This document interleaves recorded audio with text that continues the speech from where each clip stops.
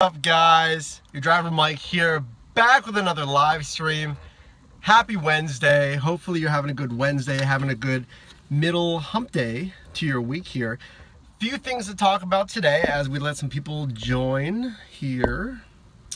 We're going to be talking about if Uber owes you close to $1,000. Does Uber owe you $900 or more, maybe less? We're going to talk about the resurgence of the hashtag Delete Uber campaign, which is kind of catching on fire in the last week here.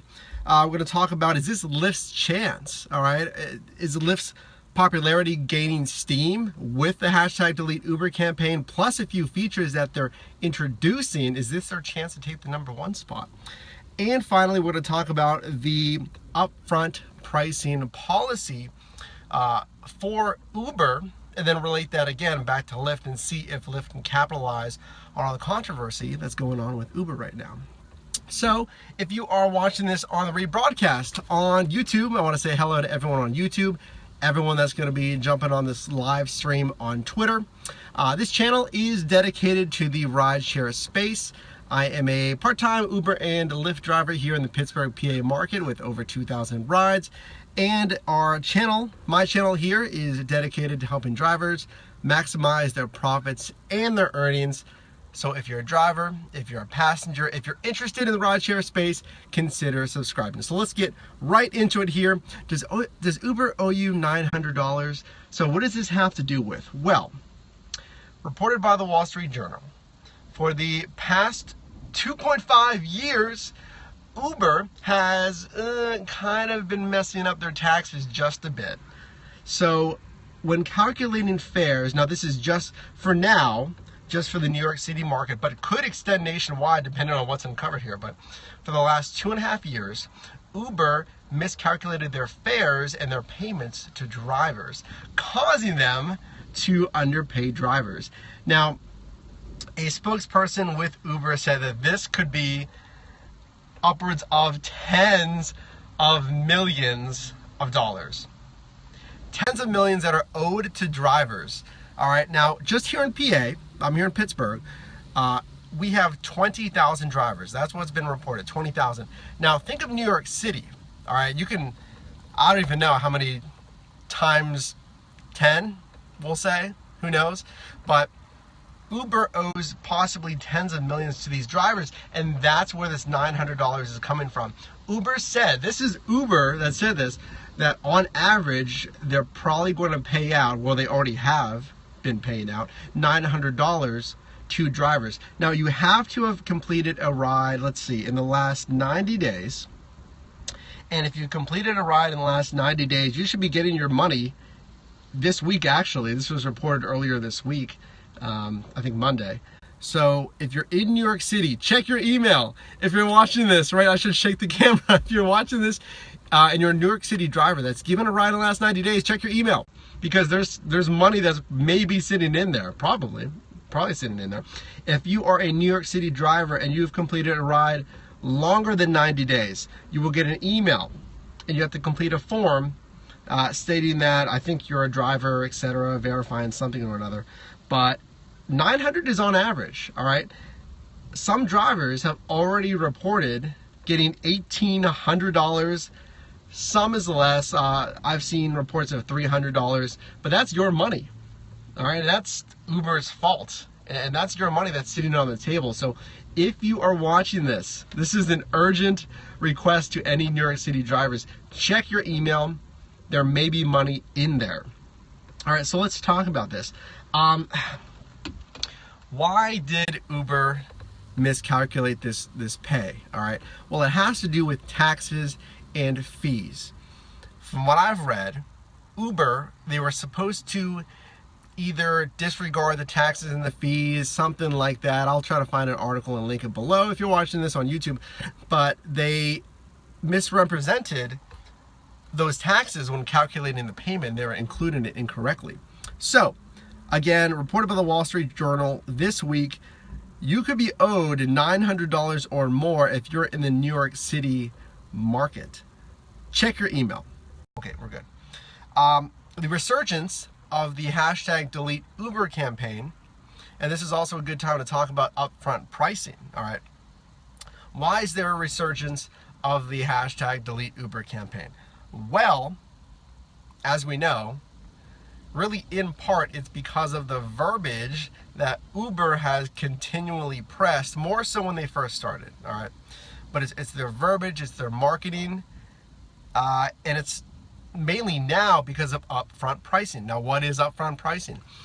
When Uber calculates what the passenger is going to pay, traditionally, of course, it's based on location, distance, and time, right? Your mileage, your time, and then your base fare. Well, now Uber is showing basically what they think a passenger will pay for the ride.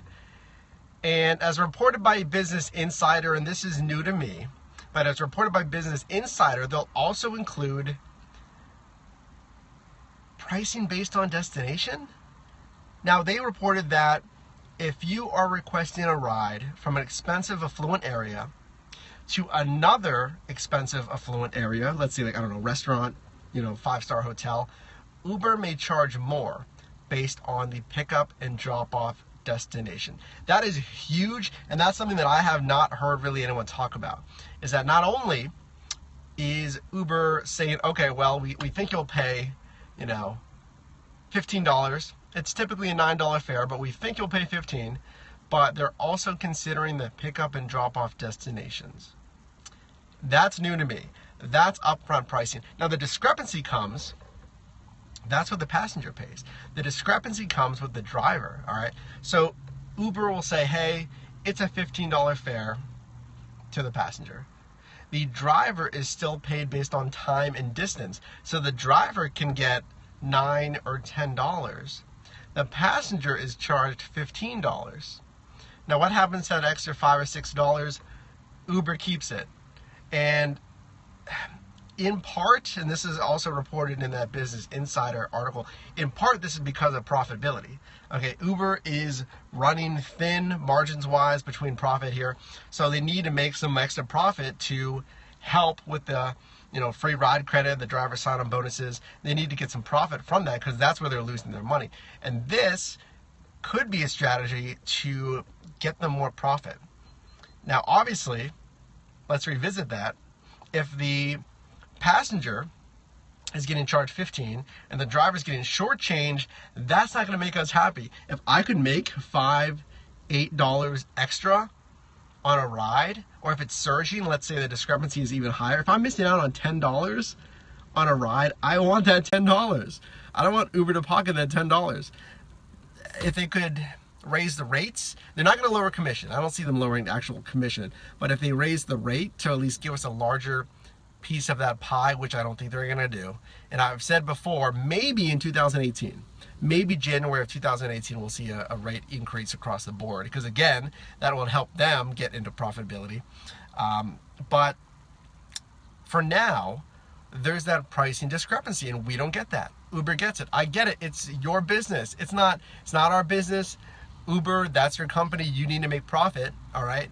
But if I'm driving and I'm out there 4 or 5, however many hours, or more if you're full-time, if you're putting in 40, 50 hours a week, and each ride you're getting shortchanged, add that all together. How much money are you missing out every week, every month, every year? That's a lot. If you're full-time especially, that's a lot. Okay, you could be missing out on another 10 grand. I'm completely just, guesstimating right now, but what happens if you're missing out on a whole 10 grand a year? That's big money, all right? So that's why we're seeing this discrepancy and the resurgence of this hashtag Delete Uber. Now, with us, with drivers, the power struggle and kind of the challenge to teamwork with us is the imbalance of part-time to full-time drivers. Now, Uber is clever, okay? I mentioned when they first started their verbiage in earnings, they said that you could earn upwards of $90,000 a year. Now, I think they were highlighting the New York City market, which is one of the highest earning markets in the country. Remember, they have to pay additional licensing there though, okay? But Uber said you can make upwards of $90,000, all right? And they really pushed for full-time driving. I mean, Uber started as a black car service, all right? There's even higher margins, of course, in Uber Black and luxury services. But now, there's been a pivot in the last year, and especially in the last 6 months, with the verbiage that Uber's putting out. Now, Uber is labeling their platform as the ultimate side hustle. I agree with that, okay? As a part-time driver, if you're doing a W-2 job and you drive for Uber and Lyft, I think it is the ultimate side hustle. There's some big money, and I show you guys how to do that. 30, 40, 50, 60 plus dollars an hour. Now that's not sustainable over 8 hours. You know, you're gonna hit, windows of maybe 1 to 3 hours where you can maintain that. But if that's all you need, if you're driving part-time, that's big extra money for little time invested. Now, I also completely understand if you're a full-time driver and you signed on in the initial phases of the Uber platform. That's fantastic to label it as the ultimate side hustle. Any driver that has joined in the last year or so, all right, and especially if you're doing this part-time, in addition to a W-2 job, whatever, Uber is definitely a great side hustle. But if you signed up initially, and especially if you have signed on to Uber's leasing terms and you're leasing a car, or you completely bought a car for Uber and Lyft, that's what hurts. And that's where the damage from Uber comes into play. If Uber said you can make $90,000 a year and the rates were $225 a mile, that's great. That's good pay rates, $225 a mile, let's say. Now, as we know, they've cut rates 1, 2, 3 times probably in most markets in the last 2 years. They cut rates here in Pittsburgh at least twice. Yeah, twice or 3 times. I think they cut it even before I joined in 2015. So that's where the problems come into play for us as drivers, all right? Full-time drivers, if you've leased a car, if you've bought a car exclusively for rideshare, that hurts you, that hurts your bottom line. Again, if you're full-time, that's your income, all right? If you're doing a salary job, W-2 or what have you, imagine your employer saying, all right, you make $50,000 a year, then $40,000, and $35,000. That doesn't make any sense. So why would it make sense for Uber to make these claims and then cut rates? That's where the kind of discrepancy comes between part-time and full-time drivers. Moving on. Is this the chance for Lyft? Let me check the time here real quick, guys. Okay. We got about 15 minutes, 10-15 minutes left with you guys. I just want to check the time real quick. Is this Lyft's chance to explode in Q3? Are we in Q3? Yeah. Q2? Q3? Is this Lyft's chance? I kind of think so. All right. And I mean, I really didn't have to think too long about that. It's new features like scheduled rides on Lyft, which is going to make rides more predictable for drivers. The biggest change that they've done in the last 6 months is showing prime time with the ping request. That is massive. Finally, showing the prime time when the ping comes through. You'll know. You get that request just like Uber, and it'll say 200% prime time added, right? And honestly, I feel like Lyft will prime time less than Uber will surge, but a lot of the times when Lyft prime times, we'll make that into a verb, when Lyft has prime time, sometimes it's higher than Uber surge. Now, follow me here, but when Uber surges first, it's high, and then typically from what I've seen, Lyft is lower. But if Lyft starts to prime time first, and then Uber kind of wanes a little bit and surges, you can get some good runs on Lyft because the prime time is pretty good. So now that they're showing the prime time with the ping request, that's big for us as drivers, all right?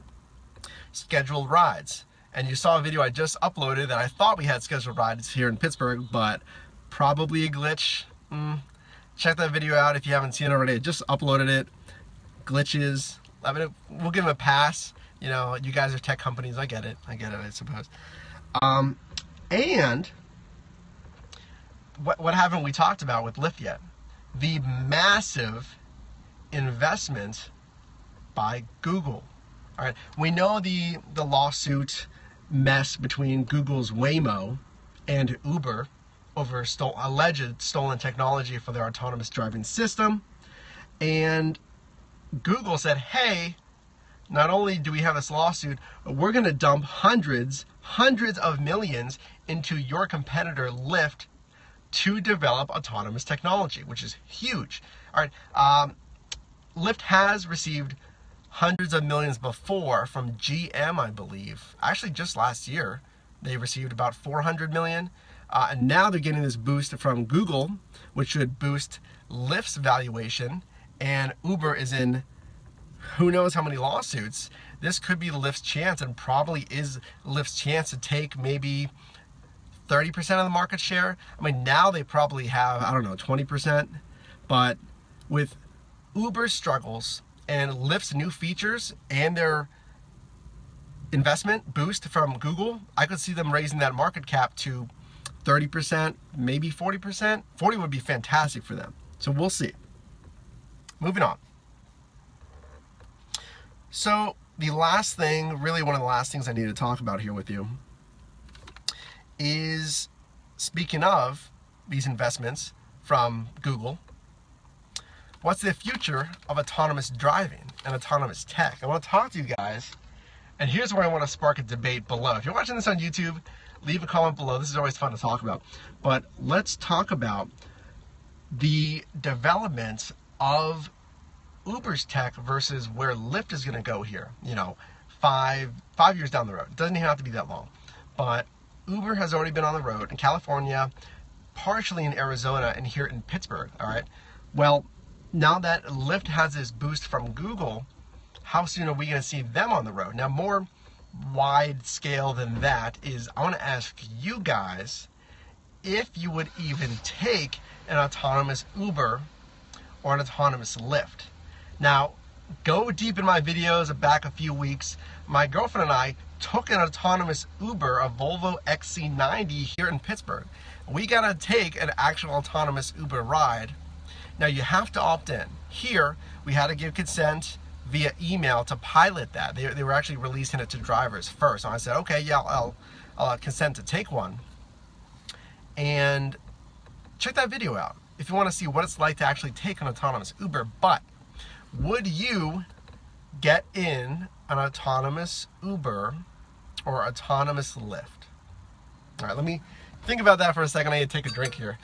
But the Ubers, those are XC90s. Those are Volvo's XC90s. That's a $45,000 car, standard. The tech told me that it was about an $80,000 car, the way it was equipped, plus the technology on the roof, which you know is hundreds of thousands of dollars or more.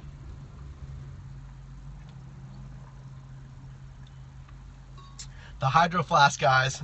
See, I'm still using it. Love it. So, I've asked my passengers, I asked them, I said, guys, would you take an autonomous Uber? Because it's here in Pittsburgh. I see them every single day. And I think there's actually a Periscope, a live thread down below on Twitter, showing one right next to me doing a pickup, which is kind of funny. But I get a 50-50 response, which is surprising and not surprising, because the passengers that I have are usually young adults, you know, recent grads, young professionals. You know, I'm driving that bar hour, and we have a lot of colleges, so I get a lot of the younger demographic. And it's still 50-50. I kind of thought it would be a little bit higher, saying that, yes, I would take one, but it's still 50-50. Obviously, what? Safety concerns. Safety concerns, liability. The number one reason that I've heard why they would take my car versus an autonomous Uber is trust. They have said, hey, I trust you a lot more with my life than an autonomous car. But I want to know what you guys think, all right? And firstly, let me just say right now, I really appreciate everyone that is watching this, that has watched my videos, liked, that's subscribed, this channel will go soon here. We'll go soon. Yeah, I just want to say thank you because we are growing super fast. By the time that I posted my 100 subscriber giveaway announcement, we had already had 200 subscribers, which is great. We're growing close to 100 subscribers a month, I think, and we should even surpass that rate because we keep growing and growing, which is awesome. So let me know in a comment below really about anything that we've talked about. Is it Lyft's chance to capitalize against Uber and take more market share?